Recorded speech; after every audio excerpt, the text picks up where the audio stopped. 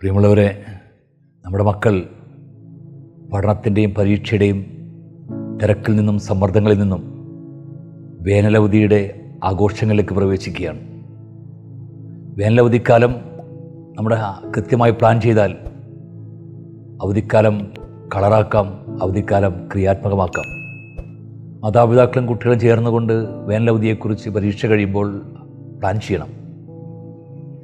വേനലവധിക്കാലത്താണ് കുട്ടികൾ പ്രധാനമായും ഉല്ലാസയാത്രകൾ, അതുപോലെ ബന്ധുവീടുകളെല്ലാം പോകുന്നത്. ഉല്ലാസയാത്ര വേളകളിലെല്ലാം കുട്ടികൾക്ക് ഏറ്റവും ഇഷ്ടം ജലാശയങ്ങളോടാണ് കുട്ടികൾക്ക് താല്പര്യം. കഴിഞ്ഞ വേനലവധികളിലെല്ലാം ജലാശയങ്ങളിൽ കുട്ടികൾ പലരും ജലദുരന്തങ്ങൾക്ക് വിധേയരായി. ഏതാണ്ട് 187ഓളം പേർ കേരളത്തിലെ ജലാശയങ്ങളിൽ കഴിഞ്ഞ വേനലവധിക്കാലത്ത് നമ്മുടെ കുഞ്ഞുങ്ങൾ അപകടത്തിൽപ്പെട്ടു. ഈ ജലാശയങ്ങളെക്കുറിച്ച് ഉല്ലാസയാത്ര പോകുമ്പോൾ പല കുട്ടികൾക്കും ഈ സ്ഥലങ്ങളെക്കുറിച്ച് മുന്നറിവുണ്ടാവില്ല. ജലാശയങ്ങളിൽ പലതിലും മണൽക്കുഴികൾ, മണൽച്ചുഴികൾ, അടിയൊഴുക്കുകൾ പലതും കാണാൻ പറ്റും. ഇതെല്ലാം കുട്ടികളെ അപകടത്തിലേക്ക് കൊണ്ടുപോകും. അപ്പോൾ ഈ ഉല്ലാസയാത്ര പോകുന്ന സ്ഥലങ്ങളെക്കുറിച്ച് മാതാപിതാക്കൾ കൃത്യമായി പ്ലാൻ ചെയ്യണം. മാതാപിതാക്കൾ അറിഞ്ഞിരിക്കണം. കഴിയുമെങ്കിൽ മാതാപിതാക്കളുടെ സാന്നിധ്യം ഉറപ്പുവരുത്തണം. അതേപോലെ എക്സ്ട്രാ കരിക്കുലർ ആക്ടിവിറ്റീസിന് വേണ്ടി അവധിക്കാലം ഉപയോഗപ്പെടുത്താം. ഇപ്പോൾ കലാകായിക പരിശീലനം, വാദ്യോപകരണ പരിശീലനങ്ങൾ കുട്ടിയുടെ അഭിരുചി അനുസരിച്ച് പ്ലാൻ ചെയ്യാൻ സാധിക്കണം. അഭിരുചിക്ക് അനുസരിച്ചല്ല എങ്കിൽ കുട്ടികളത് തുടരില്ല. അപ്പോൾ കൃത്യതയോടുകൂടി അഭിരുചി അനുസരിച്ച് എക്സ്ട്രാ കരിക്കുലർ ആക്ടിവിറ്റീസ് പ്ലാൻ ചെയ്യണം. അതുപോലെ വേനലവധിക്കാലത്താണ് കുട്ടികളുടെ ടൂർണമെൻറ്റുകൾ, പലതരം കളികൾ, വാഹനങ്ങൾ ഓടിക്കാൻ പഠിക്കൽ, സൈക്കിൾ ഓടിക്കാൻ പഠിക്കലെല്ലാം, മരം കയറൽ എല്ലാം കുട്ടികൾ വേനലവധിക്കാലത്താണ് പ്രധാനമായും. ഇതൊക്കെ പലപ്പോഴും ഈ മരം കയറ്റത്തിലൂടെയും വാഹനം ഓടിക്കാൻ പഠിക്കുന്നതിലൂടെയൊക്കെ പലപ്പോഴും അപകടങ്ങൾ സംഭവിച്ചിട്ടുണ്ട്.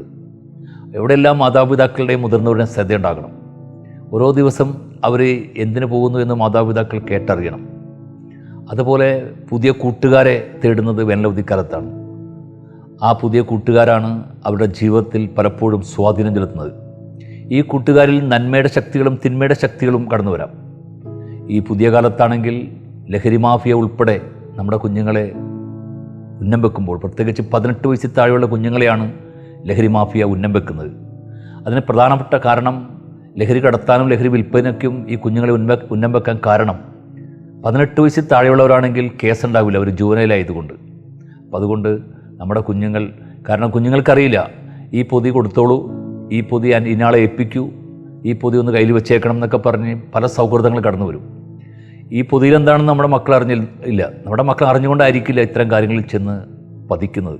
അപ്പോൾ അതിനെക്കുറിച്ച് മാതാപിതാക്കൾ കൃത്യമായ ഗൈഡൻസ് കൊടുത്തിരിക്കണം. അതുപോലെ തന്നെ വിവിധ ടൂർണമെൻറ്റുകൾ, വിവിധ ഇത്തരം മത്സരങ്ങളെല്ലാം മുഴുകുന്നത്.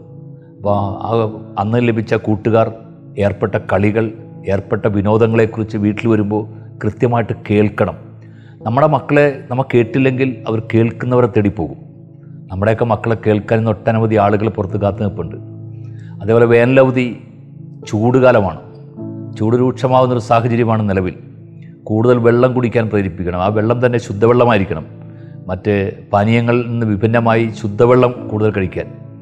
അതേപോലെ വസ്ത്രങ്ങൾ, കോട്ടൺ വസ്ത്രങ്ങൾ ആയിരിക്കണം വേനൽക്കാലത്ത് കുട്ടികൾക്ക് ഏറ്റവും അഭികാമ്യം. അതോടൊപ്പം പല പകർച്ചവ്യാധികളുടെയൊക്കെ കാലഘട്ടമാണ്. അവിടെയൊക്കെ കൂടുതൽ വെള്ളം കുടിക്കാനും അതേപോലെ പകർച്ചവ്യാധിയെ പ്രതിരോധിക്കാനുള്ള ഗൈഡൻസ് മാതാപിതാക്കളിൽ നിന്ന് കൊടുക്കണം. അങ്ങനെ കൃത്യമായി പ്ലാൻ ചെയ്തിട്ടുണ്ടെങ്കിൽ വേനലവധി ക്രിയാത്മകമാക്കാൻ സാധിക്കും.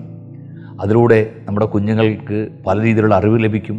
അവരുടെ പിൽക്കാലത്ത് അവരുടെ പഠനത്തെയും അവരുടെ മുന്നോട്ടുള്ള പ്രയാണങ്ങളെയും വേനലവധി കൊണ്ട് ലഭിക്കുന്ന അറിവുകൾ പ്രയോജനകരമാക്കി മാറ്റാൻ സാധിക്കും.